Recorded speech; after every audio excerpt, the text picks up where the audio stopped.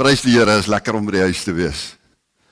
Ek wil julle groet in die naam van Jesus en ek bring die groete van die kerk in Madagaskar en die liefde van Jesus ook met my saam vir die gemeente van Hartenbos.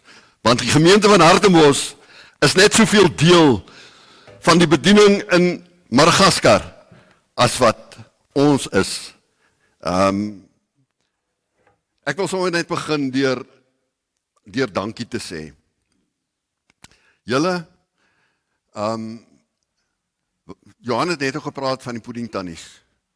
En ek begin sommer altyd by hulle. Dit is so 'n wonderlike inisiatief gewees wat baie jare terug begin het in hierdie gemeente. Die jare toe sending in Hartenbos gemeente maar nog bitter klein was. En die finansies was skraps. En ons het mense na die Here toe begin lei, maar ons kon hulle nie begelei nie. Ons kon nie vir hulle eers 'n Bybel in die hand gee nie. En 'n vrou in hierdie gemeente het opgestaan en gesê, maar wat daarvan as ons pudding maak en daar by die kerk neersit. En ons sê, gee net vir ons 'n donasie vir hierdie pudding. En dan vat ons hierdie geld en dan gee ons dit vir Madagaskar se mense, dat hulle kan Bybels koop of behoeftes aanspreek. En ek kan vanmôre vir u kom getuig, duisende Bybels is al in Madagaskar in mense se hande geplaas met puddinggeld hier vandaan. Puddinggeld uit Hartenbos gemeente het my al op die pad gekry dat ek mense kan gaan evangeliseer as ek nie geld gehad het om iewers heen te gaan nie. God werk op wonderlike maniere. Maar baie dankie vir die wat nog so ywerig betrokke is. Ek hoor so met die een oor nou die dag, eergister, toe sê iemand maar, dit is so wonderlik om te sien, die tannies maak hierdie pudding, en daar's van die manne wat vroegoggend al kom, en die bak pudding hier kom neersit. So vir die manne wat die draers is, wil ek ook sê dankie. Ons is nou so 'n week in Hartenbos terug, en meeste van die mense wat van Hartenbos gemeente is, sal weet, Tina het so 3 jaar gelede is sy gediagnoseer met kanker, en sy het ook probleme met haar sig, en ons het in hierdie week gou weer deur al die toetse en die goeters gegaan, en al wat ons kan sê is, prys die Here, sy is skoon, sy is in remissie, sy is kankervry, haar oë het nie agteruit gegaan nie, die slegte oog het 'n bietjie vog en hulle gaan dit inspuit die week en dan is dit dan raak die goed weer weg en dan kan ons weer reg wees vir die volgende jaar. So kom ons prys die Here, hy het julle gebede gehoor. Ons sê vir hom baie dankie. Ek raak opgewonde oor die feit dat Hartenbos gemeente se betrokkenheid groei. Ek het verlede jaar het ek 'n boodskap hier gelos en gesê, gaan kyk waar jou geestelike beleggings is. En dit lyk vir my of Jesus kom stil staan het by party mense. Want ek sien die bediening groei. En dit maak my opgewonde. Want dit is die roeping van die kerk. So, ek wil julle kom bemoedig vanmôre en sê, dit word raak gesien. Bring jou kant, doen iets. Ek is baie trots op Hartenbos en ons is trots om julle hande en voete in Madagaskar te wees. Weet dit. Maar vanmôre gaan ons eers gou 'n bietjie by die woord van die Here stil staan en dan gaan ons gaan kyk waarmee God besig is in Madagaskar. Voor ons dit doen, kom ons bid net saam. Here, as ons nou uit u woord gaan lees, dan vra ek dat u 'n wyle by ons sal kom stil staan en ons sal kom leer. Dankie Here, dat ons weet dat u met ons bemoeienis maak. Amen. Ons skriflesing kom daai uit Markus 5:21 tot 42. Jy hoef dit op te soek, ek gaan dit vir jou lees. Luister maar net. Jesus het daarna met die skei teruggevaar oorkant toe, en toe hy nog daar by die see was, het 'n groot menigte met hom saamgedrom. Een van die raadslede van die sinagoge, 'n man met die naam van Jairus, kom toe daaraan. Net toe hy vir Jesus sien, toe val hy op sy knieë voor hom neer en smeek hom dringend: "My dogtertjie lê op haar uiterste. Kom lê tog die hande op haar sodat sy kan gesond word en lewe." Hy het saam met hom gegaan. 'n Groot menigte het agter hom aangekom en hulle het van alle kante af teen hom gedruk. Daar was ook 'n vrou wat al 12 jaar lank aan bloedvloeiing gely het. En sy het baie gely en behandeling van talle dokters het sy alles wat sy gehad het al daaraan bestee. Sy het egter geen baat daarby gevind nie en haar toestand het eerder vererger. Sy het van Jesus gehoor en in die gedrang gekom en het sy van agter af gekom en aan sy klere geraak, want sy het gedink, as ek maar net aan sy klere kan raak, dan sal ek gesond word. En dadelik het die bron van haar bloedvloeiing opgedroog en sy kon aan haar liggaam agterkom dat sy van haar kwaal ontslae was. Jesus het ook self onmiddellik geweet dat daar van hom krag uitgegaan het. Hy het in die gedrang omgedraai en gevra: "Wie het aan my klere geraak?" Sy disippels het aan hom geantwoord: "U sien tog dat hier baie mense van alle kante is wat teen u druk. En dan vra hy nog: Wie het aan my geraak?" Hy het rondom hom gekyk om te sien wie dit gedoen het. Die vrou het geskrik en gestaan en gebewe, want sy het besef wat met haar gebeur het. Sy het toe voor hom op haar knieë kom neerval en aan hom vir haar hele geskiedenis vertel. Daarna het hy vir haar gesê: "Dogter, jou geloof het jou gered. Gaan in vrede. Wees vergoed van jou kwaal genees." Terwyl Jesus nog met die vrou praat, kom daar mense van die raadslid van die sinagoge se huis af en kom sê vir hom: "U dogter het gesterwe. Waarom val u nog ons leermeester lastig?" Jesus het egter met die een oor gehoor wat daar gesê word, en hy sê toe vir die raadslid van die sinagoge: "Moet jou nie ontstel nie, bly maar net glo." Jesus het niemand behalwe Petrus, Jakobus, Johannes, 'n broer van Jakobus, toegelaat om verder saam met hom te gaan nie. Hy kom toe by die huis van die raadslid van die sinagoge aan en sien die hele gedoente van mense wat verskriklik huil te kere gegaan. En hy het ingegaan en hy vir hulle gesê: "Wat raas julle so? Die kindjie het nie gesterwe nie. Sy slaap net." Hulle het hom uitgelag. Hy het almal beveel om uit te gaan. Hy het net die pa van die kind, die ma en die 3 disippels wat by hom was saamgeneem en die kamer ingegaan waar die kind was. Hy vat toe die kind se hand en hy sê vir haar: "Talita kum." Wat beteken: "Dogtertjie, ek sê vir jou, staan op." Dadelik het die dogtertjie opgestaan en begin loop. Sy was al 12 jaar oud. Die mense was stom van verbasing. Nou vriende, die befaamde Albert Einstein het eenmal gesê: "Daar's net 2 maniere om te leef. Die eerste manier is asof niks 'n wonderwerk is nie. En die tweede is asof alles 'n wonderwerk is." In die moderne lewe waarin ons vandag leef ons mos op hoë spoed. Alles is 'n gejaag. Daar's nie genoeg ure in die dag om by alles uit te kom nie. Vanaand val jy flou. Van die begin af leef ons volspoed, want ons moet die koöperatiewe leer so vinnig as moontlik klim, sodat ons kan voorsiening maak vir ons toekoms. Niemand en niks moet in ons pad kom nie, en in ons pad kom staan nie. Al beteken dit ook dat mense seer kry. Al beteken dit ook dat mense blywende letsels opdoen. Jy sien, ons word so afgestomp deur ons ambisies en voortgedryf, dat dit later net oor myself gaan. Net ek. Me, myself and I. Ander ou se probleme is sy probleme. Dit het mos niks met my te doen in elk geval nie. Solank ek net in die regte woonbuurt bly, solank ek net in die regte geselskap gesien word, solank ek net die regte kar ry, solank ek net aan die regte politieke party behoort,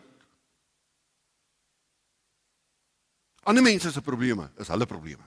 Het niks met my te doen nie. Ek wil hê dat ons vanoggend 'n bietjie afskaal en rustig word van die gejaagdheid. Kom stap saam met my. Ons gaan saam met Jesus stap. Daar langs die see, op pad na Kapernaum toe. Jesus het hier afgeklim. En almal weet van Jesus, hulle het gehoor van hierdie man. En daar's baie mense. En hier kom, ons lees die man se naam is Jairus. En hy beur deur die skare, en hy kom val op sy knieë voor Jesus.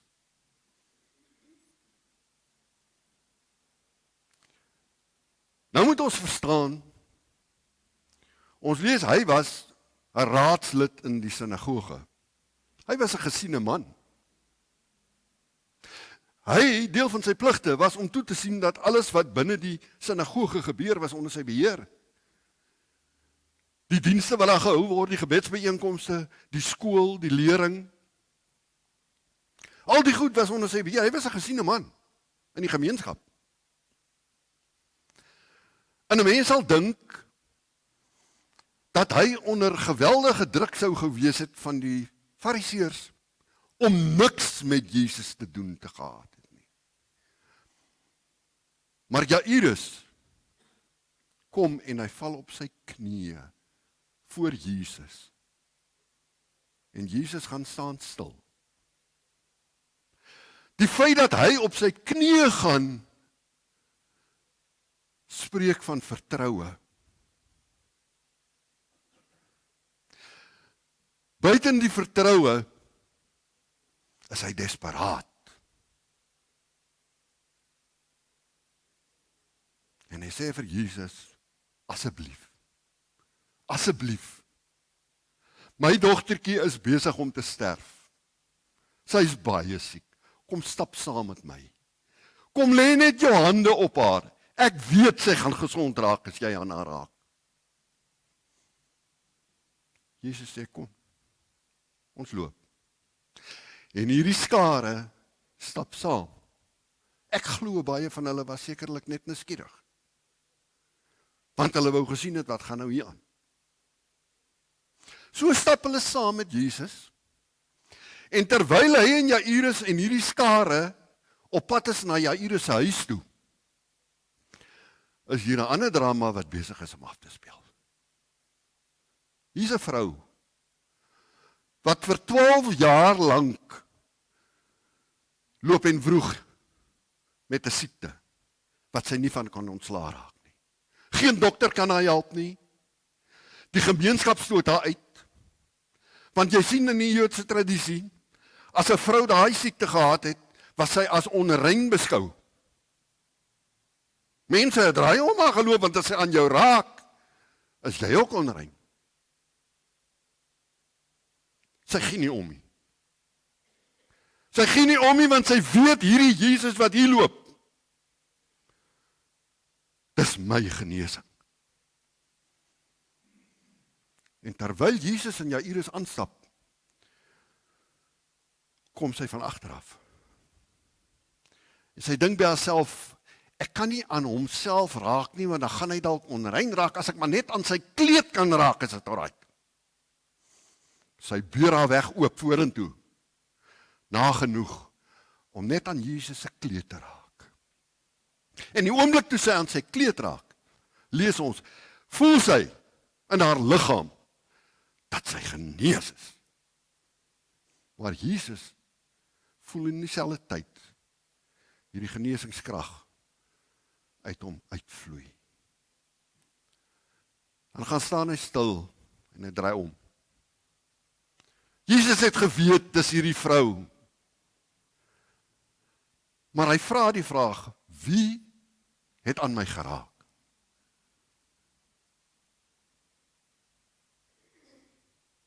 En die disippels sê vir hom, maar hier is duisende mense. Hulle stamp en stoot. Hoe kan jy nou so 'n dom vraag vra? Jesus vra dit met 'n rede. Hierdie vrou kom en sy val voor hom neer en sy vertel haar storie. Jesus het die vraag gevra want hy wou vir haar iets kom leer oor vertroue en ook vir die omstanders. Toe sy haar storie vertel het, toe spreek Jesus haar aan, hy sê vir haar, dogter, wat beteken, ek het jou aanvaar in my geloofsfamilie. Jy is deel van my geloofsfamilie. En ek het jou nie net genees nie, maar jou geloof het jou gered. Hy genees haar nie net nie, hy red haar.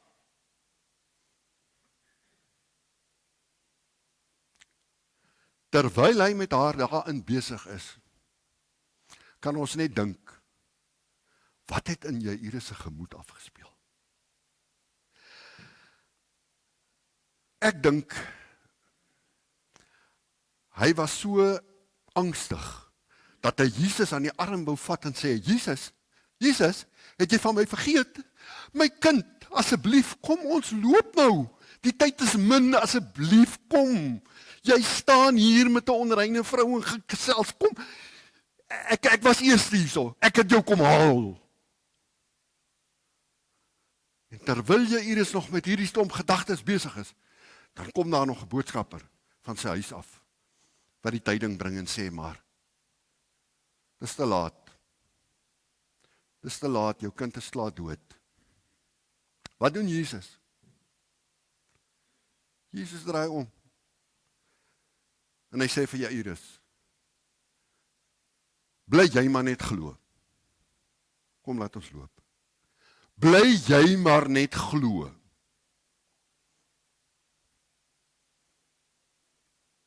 Hulle stap aan, dan lees ons, hulle het by die huis gekom, en die roubeklaars was daar, hulle was slaap besig, die roubeklaars is die mense wat hulle gehuur het, om te kom huil by die lijk, as eerbetoon.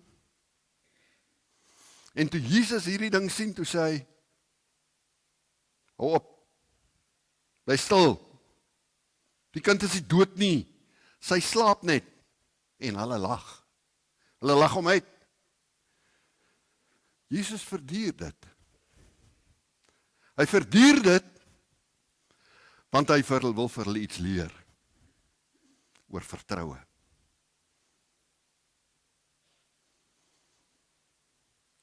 Ons lees uit in die kamer ingegaan, hy het die disippels saamgevat, Jairus en sy vrou, en hy het die kind sy hand gevat en vir haar gesê, staan op. Die kind het opgestaan, en hy het gesê, geef vir haar iets om te eet. Net om te bevestig, sy is gesond, sy lewe. Dan lees ons, die mense was stom van verbasing. Hulle het nog nie geleer op die pad saam met hom nie. Hulle staan nog steeds stom van verbasing. Die vraag wat ek vanmôre vir jou wil vra, baie ernstige vraag. In ons moderne tyd, waarin ons leef, en hardloop van die oggend tot die aand, kan ons as kinders van die Here, as Christene, glo ons nog steeds met ons hele hart, en vertrou ons nog met ons hele wese, dat Jesus mense vandag in vandag se tyd, afgesien van omstandighede, dat hy vir enige iemand, enigiets wat vir ons onmoontlik lyk, kan doen. Glo ons dit nog?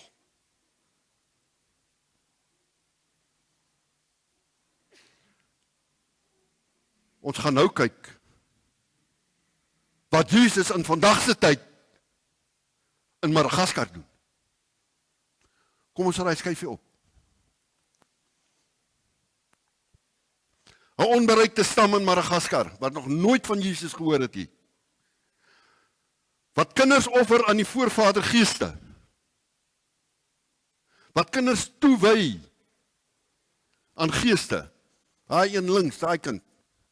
Daai goedjies wat om haar nek is. Daar's oorblyfsels van die geeste, van die oorledenes, se naels en hare in daai ding. Hulle eet boomwortels. Daar's nie water nie. Hulle bly in die bos, hardloop weg die eerste keer toe hulle my sien. Jesus kom en hy staan stil by hulle. 3 jaar. Daai mense wat jy daar sien, staan saam met my. Maar net so klein bietjie vas. Daai groepie mense. Jesus het by elkeen van hulle kom stil staan. En hy het hulle genees van hulle bygeloof en hy het hulle gered. Dis sy gemeente. Ons kan aangaan. Die straatkinders wat op die veilige goed hope rondsoek vir kos. Volgende een. Die blinde kinders wat deur die gemeenskap uitgegooi is omdat hulle onheil bring met sy gebrek. Jesus het by hulle kom stil staan. Hy het hulle by mekaar gemaak onder een dak. En hy sorg vir hulle. Kindertjies wat van die strate afkom, kindertjies wat reeds die evangelie dalk gehoor het, word Saterdag by mekaar gemaak. En Saterdag is 'n groot dag. Dan kry hy sy enigste gekookte maaltyd seker vir die week. Want die kerktannies gee vir hulle kos. Die kerktannies leer hulle van Jesus. Die kerktannies leer hulle hoe om te bid en vir Jesus te sing. Jesus het by hulle stil gestaan. Jesus staan stil by klein seentjies. Wat bid dat die Bybels wat die puddingtannies van Hartenbos gekoop het, in die regte hand beland. En dat Jesus en daai persoon sy hart sal werk en met hom 'n pad sal loop. Jesus staan by klein seentjies ook stil. Jesus staan stil in die straat, by mense wat heen en weer van die mark af loop, om vir hulle te sê, ek is hier vir jou. Ek is hier vir jou. En as jy moet 3 dae, 4 dae stap, al is dit dan nou in die bos, met niks, en die son brand jou dood en die muskiete vreet jou op, weet, Jesus is by jou. In 'n situasie soos hierdie beland, weet, Jesus is by jou. As jy 3, 4 dae op die pad is en jy so moedeloos, dat jy nie meer kan nie, jy so moeg, jy kan jou arms nie oplig nie, weet, Jesus staan stil by jou. Dit wat jy daar bo sien, die wit gedeelte, dis die oorblyfsels, die beendere van 'n dooie mens. Hy is uitgehaal uit die tomb uit. Elke jaar word hierdie ritueel gedoen. Dan word daai beendere uitgehaal, word skoongemaak en word 'n nuwe lappe toegedraai en daar word die hele dag fees gevier en gebid tot die voorvaders se geeste om die stam te seën. En as jy so gelukkig is om aan daai beendere te raak, dan is jy geseën. Dis 'n offerande. 'n Offerande vir die koninklikes se geeste. Voordat hulle sy tomb oopmaak om fees te vier met sy beendere. Pastoor Nicola Dis een van die manne wat saam met my werk. Die sikloon wat 3 jaar gelede daar verby is, het alles verwoes. Hy sit op die dak van sy huis. Hy het alles verloor. Alles. Toe ek die eerste geleentheid met hom kon praat, toe sê hy vir my, prys die Here, ons leef almal. Ons leef. En ons het nog kos om te eet. Hartemos gemeente en die puddingtannies het gehelp dat ons 'n geldjie in Nicola en van die ander se hand kon sit, dat hulle kon eet. Ek sê sommer weer eens namens hom ook dankie. Jesus gaan staan stil by mense en hy red hulle. En hulle kom en vra hulle wil gedoop raak. So eenmal in 2 maande, dan doen ek 'n ronde. Dan lyk dit so. Mense by wie Jesus kom stil staan. Hierdie kerk, wat jy daar sien, was maar net 'n ou vervalle gebou. En toe ek kontak maak met die pastoor, dit was ons eerste kontak onder in die suide, en met hom begin gesels, en van die kerkse mense begin oplei as evangeliste, en die evangelie regtig in die hart van hierdie mense posgevat het en Jesus by hulle kom stil staan het. Het hulle besluit die kerkgebou moet verander word. Dit is te klein van die kerk groei en is 'n bouval. En uit die gemeente, soos die gemeente gegroei het hierdie kerkgebou posgevat en gestaan. Hulle het die ou ene toegebou en hom binnekant afgebreek. Daar staan vandag 'n kerkgebou wat plus minus 1300 mense kan vat en hulle hou 3 dienste op 'n Sondag. Die kerk is gepak. En elke klip en elke steen en elke bietjie sweet wat in die gebou ingegaan het, het uit die gemeente uitgekom. Dit is wanneer Jesus by mense kom stil staan. Maar ook by die ou wat hierdie kerk gebou het. Jesus het by hom ook kom stil staan. En hy staan elke Sondag daar stil. Daai mense bly kilometers uit die beskawing uit. Die huise sit kilometers uit mekaar uit. Maar as hulle daai ronde ring wat daar is, dis 'n rat van een of ander iets.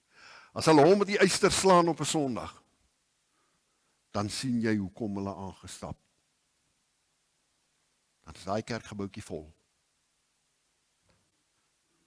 Van mense by wie Jesus stil gestaan het. En wie hy gered het. 'n radiostasie. That's many moons ago. 2017. Die geskiedenis van hierdie foto, in kort. Ek was op Suid-Afrikaans op 'n besoek in Suid-Afrika en wie ken van Radio Tygerberg in die Kaap. Ek dink meeste van julle weet van hom. Hardes Sevenster wat die direkteur daar is 'n vriend van my en ek het by Hardes gaan hallo sê en ek sê vir hom Hardes, jy nie 'n ou radiostel hierso wat rondlewe en hy sê ek dink aan die stoorkamer.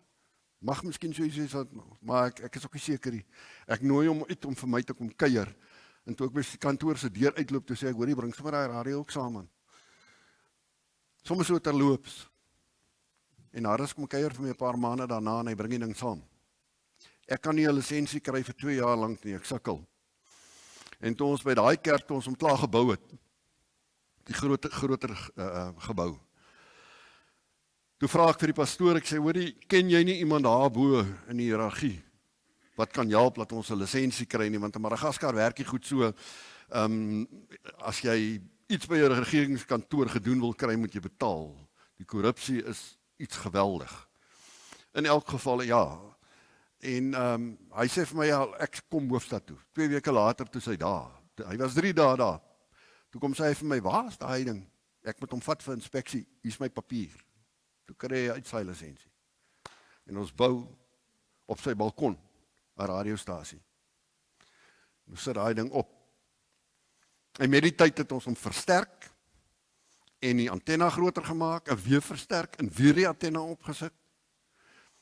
Vandag het hulle 'n luistertal van 330.000. Die potensiële luistertal van die rykwyte is amper 1 miljoen mense wat die evangelie kan hoor van 'n radio ding wat in die stof gelê het. Maar Jesus het by Hardes kom stil staan en gesê, vat hom saam. En kyk wat gebeur. Want in Jesus se hande word dit iets anders. Iemand het nou die dag vir my gesê, as ek so kyk na alles wat in Madagaskar gebeur, dan voel ek so skuldig, want dit wat ons bydra is so gering. Maak dit regtig 'n verskil? My antwoord was, dit is nie ons werk om die 5000 te voed nie. Ons moet maar net die brood en die vis voorsien. As dit in Jesus se hand kom, verander dit. Dan is dit nie meer daai klein geldjie wat jy gegee het nie. Dan word dit iets anders. Dit wat jy daar sien, is 'n stuk metaal. En nou wonder jy, dis die bodem van 'n boot. Die mense wat lank in Hartembos gemeente is, sal weet. Vir die wat nie weet nie, in kort, so 'n klompie jare terug, het ek met die rivier opgeroei, en ek het in 'n village gekom waar daar 11 mense doodgelê het aan malaria. 8 kinders en 3 groot mense. En ek het met die Here gestoei daaroor. Ek het eintlik met hom beklei daaroor. Ek sê, Here, maar daar is medikasie. Die mense kan gehelp word. Maar hulle kan nêrens uitkom nie, want hulle is afgesonder. Dis net na die reenseisoen, die riviere loop vol stoom. En die Here sê vir my, maar as jy dan nou iets wil doen, bou 'n boot, dan kan jy mos by die mense uitkom. Nou ja, toe voel ek nou soos Noag. Ek weet niks. Wat weet ek van 'n boot? Ek het nog nooit in my lewe so iets gedoen nie, en ek het ook nie geld nie, wat ek waar moet kry. En ons bid. En ek praat met Johan, ek sê, Johan, ons moet bid. En 'n ander gemeente wat ook betrokke was aan die Kaap, ek sê, julle moet jy al bid. Die Here sê vir my, vertrou maar net. Vertrou my. Die uiteinde van die saak was 9 maande later. Toe seil die Vunji. Vunji beteken redder. Die Malagasy woord vir redder. Die boot se naam was Vunji. Toe seil ons. Ons het 'n mediese span aan boord, ons het 'n evangelisasie span aan boord. Vir 7 jaar lank bedien ons die gemeenskap teen die rivier. In die 7 jaar se tyd het Jesus mense aangeraak en by hulle gaan stil staan, dat daar 15 gemeentes langs die rivier is. Dit is wat gebeur wanneer Jesus by jou kom stil staan. So tydjie terug, die ouens wat hier is sal weet, hier met COVID se inperkings, het Tina geval. Sy is op pad teater toe. Dis haar arm wat so lyk. Dit is net na die operasie. Maar toe kry sy 'n geweldige infeksie in die arm. En die dokters het hande in die lug gegooi. Hulle sê ons kan niks doen nie. Niks, want hulle het die hoogste antibiotikas gegee wat hulle kan gee en. Hulle sê as daar nie verbetering kom nie, gaan sy die arm verloor. Hartembos het gebid. Ander mense het gebid, reg oor die wêreld. Jesus het kom stil staan. En hy het genees.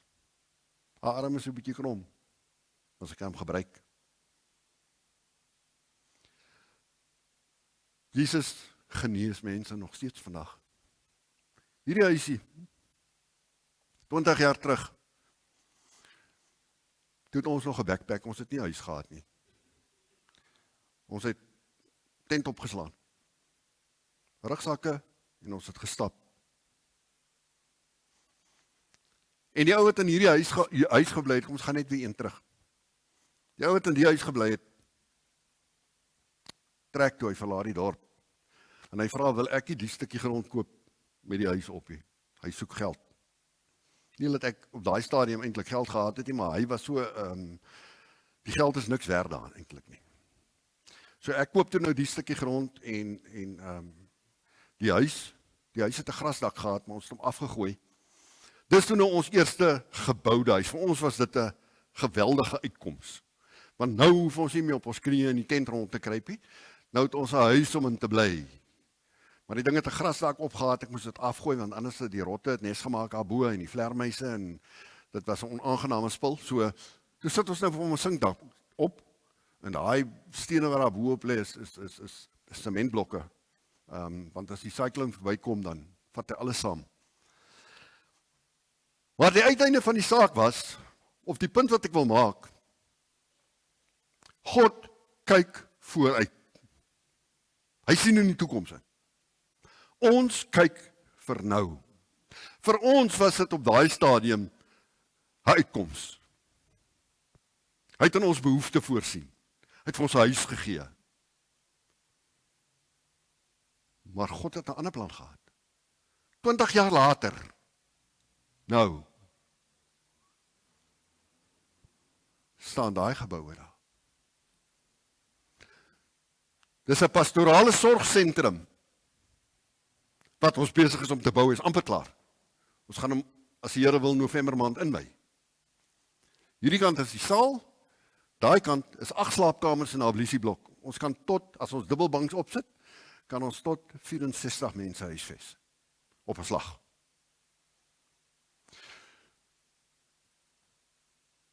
God het daai tyd al geweet, 20 jaar terug. Dit moet gedoen word. Maar hy het in ons behoefte voorsien, maar hy het ook geweet, vorentoe gaan dit gebeur.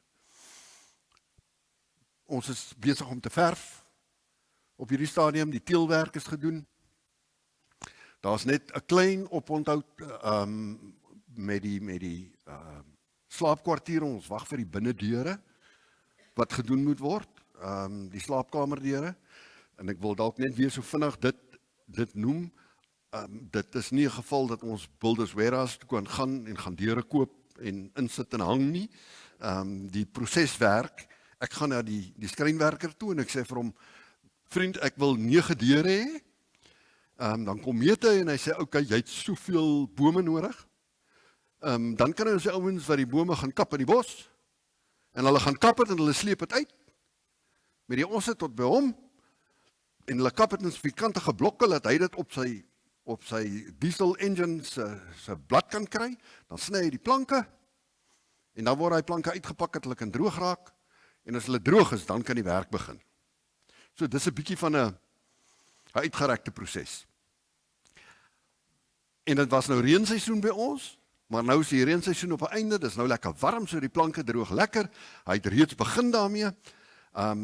So as ons die deure ingesit het, dan kan ons die slaapkwartiere ook teel, dan moet ons net die toilette en die wasbakke insit en die watertoring opsit, en dan is ons reg om te begin, om die ouens wat die harde werk doen, wat voorloop, wat elke dag veg, dan is ons gereed om hulle te kry en 'n bietjie vir hulle te voer en hulle binneste 'n bietjie te help opbou. Die gedagte daarmee is dat ons juis die geestelike leiers wil intrek en dat ons vir hom opnuut wil kom verseker dat Jesus staan by jou stil. En ons wil vir hom help om opnuut sy visie, sy missie te ontdek. Om te verseker te wees waarheen is hy op pad met die Here. Sodat as hy daar uitstap, dat hy weer met ywer kan gaan en sy werk kan gaan doen. Right, kom ons doen gou die volgende ene. Ja, hierdie is die laaste gedeelte van die teelwerk. Daar moet nog een skyfie wees.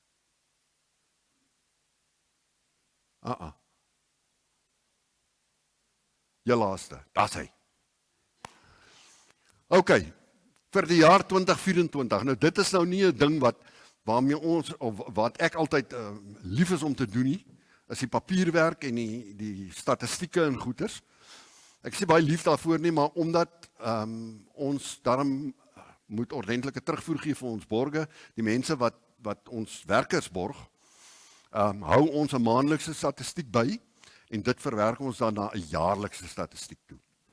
So vir die jaar 2024 het Jesus gaan stilstaan by 314.395 mense wat die evangelie gehoor het. En uit daai getal het 180.453 mense vir Jesus gesê, jy is die koning van my hart, kom in. 4.922 mense het gevra om gedoop te word. Ons span bedryf 350 kerke. Dit is net die span. 64.500 is die gemiddelde kerkbywoning in hierdie 350 kerke op 'n Sondag. Dis die gemiddelde deursnee mense wat in die kerk is, wat onder die geklank van die woord kom, elke Sondag. Dan is daar 388 kerke wat ons afgegee het verlede jaar.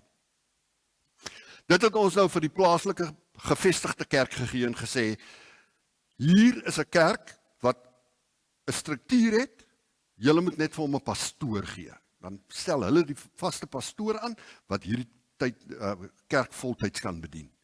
Hierdie ander 350 kerke daarbo word deur ons span bedien, as party van die ouens wat tot 15 kerke het, wat hy bedien.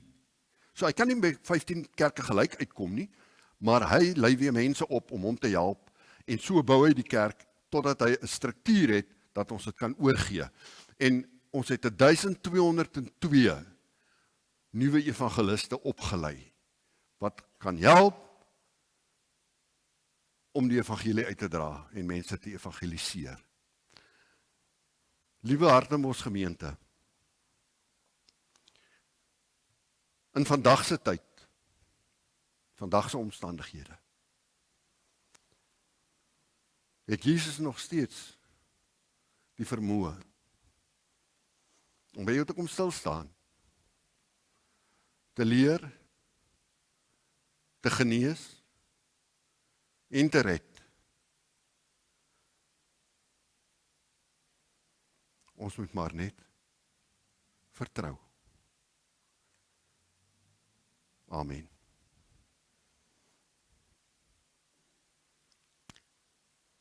Kom ons sê dan nou ook net dankie vir die Here, vir dat hy ons in staat stel. Kom ons bid. Dankie Jesus, dat u nog steeds vandag met ons bemoeienis maak, ten spyte van ons klein gelowigheid. Help ons om ten alle tye en alle omstandighede onvoorwaardelik al ons vertroue op u te plaas. Dankie Here dat u ons in staat stel om vanoggend ook ons broodjies en visse te bring en in u hand te plaas. Dankie dat ons weet dat u die 5000 sal voed. Amen. Liewe gemeente van Hartenbos, weet dat Jesus ook vanoggend by jou kom stil staan het. Weet dat die God se liefde, wat ewigdurend is, elkeen van julle insluit. Weet ook dat Jesus se genadeoffer aan die kruis vir jou genoeg is. En weet dat die Heilige Gees met elkeen van julle is. Gaan dan nou en leef in geloof en in sy vrede, met die wete dat hy ook by jou stil staan. Amen.